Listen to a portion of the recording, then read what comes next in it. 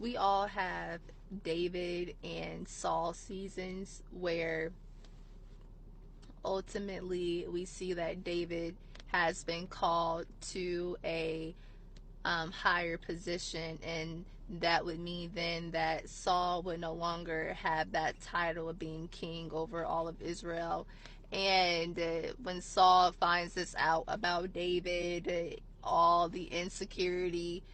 envy, comparison, all of that enters into him, and basically he sets out to have David killed because he didn't want David to come in behind him or take away his position. And we see all throughout of First Samuel where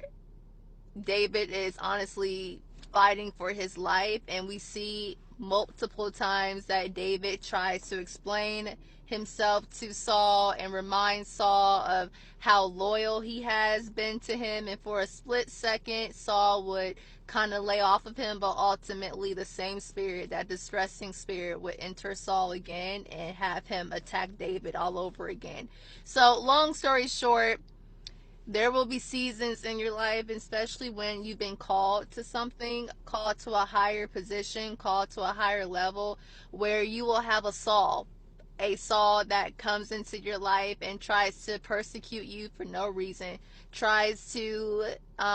damage your character for no reason, tries to lie on you for no reason. And it's very important to be like David in the matter of sometimes the only way that you can really fight that battle is by remaining silent. And silence is hard. Silence is very hard when you feel like you're being attacked and you feel like God's not really doing anything to kind of help you out in the matter, and it seems like things are getting worse. But ultimately, we see that David had multiple opportunities to